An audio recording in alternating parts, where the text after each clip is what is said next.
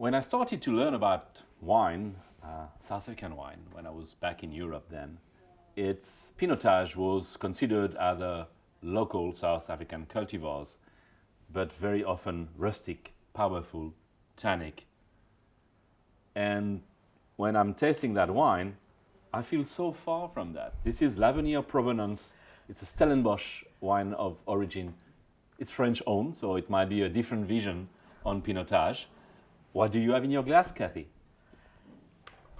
I'll let you do the coach thing and try and drag things out of me, and I'll just tell you what I think we can see. So in my glass, I don't have a heavily deep colour. I mean, you've got a little more in your glass there, so that's it has got some black flashes, so it is potentially a grape that does give good colour, but I don't get a sense that it's a grape that's been worked to get that colour.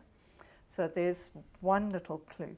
I mean, but even when you're swirling it, it could be Nebbiolo, except you might have more garnet orange in that. It could be lighter Tempranillo or Garnacha from the Rioja. Not giving you much to go by on the colour, except that it's not Tannat. On the nose, beautifully perfumed. But again, it's not really screaming anything. It's very perfumed. It's very, very perfumed. I think it's more berry fruit than plum, than cherry. But that still leaves me with a lot of fruit to consider. Strawberries, raspberries, cranberries, mulberries, I can feel loganberries. the touch of cranberry, like bring the freshness behind the ripe strawberry. And then there's, on the palate, it's still got that lovely bright fruit. It's got a lively but not searing acidity. And it's got firm tannins, but it doesn't have the tannins of a Nebbiolo. It doesn't have the tannins or the oak of a Rioja. It's really not an easy wine to come.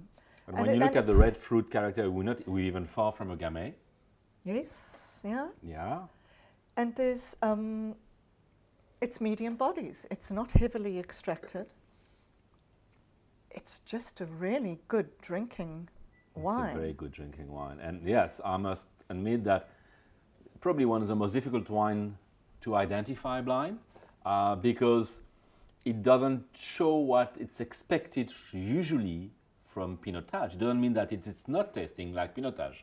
Maybe the way it's been made is actually the best way Pinotage should be made, but it gives a delicious wine focusing on perfumes and fruit with a fresh palate. And yes, you find a slight grapey finish that's just lingering on your tongue, but there's no hardness, no astringency, and it's, you know, when I drink that, I actually relate much more to the original cross of Pinot Noir and Cinsault. I think I agree with you there. With Most the freshness definitely. of the Cinsault, the strawberry from the Cinsault, the roundness from the Pinot, and sometimes we wonder, tasting Pinotage, that how can you find Cinsault, how can you find Pinot Noir in this final wine, in this cross? I think that's what we find here in L'Avenir Provenance 2018. It's what's supposed to be a cross, could be seen as a blend, just a bit darker. Just a bit darker. Yes, sorry, that probably wasn't very helpful in terms of how to identify it if you get it in your glass. Delicious. Tick delicious. Tick delicious. And then think maybe it's Pinotage. Yes. Maybe the finish, the slightly grippiness on the tannins. Yeah, you know, because we were talking earlier that sometimes people, and too often, we put things into a box. And we've spent a lot of time going through these videos saying that this is for me benchmark Syrah, this is for me benchmark Gamay or benchmark Nebbiolo.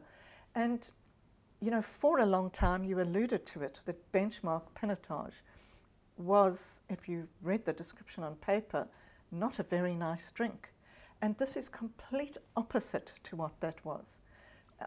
That's a very nice drink. That's a very nice drink. So, Cheers. cheers, and let's be happy because they focus on Chenin Blanc and Pinotage, so we can find a lot of that wine. Thank you.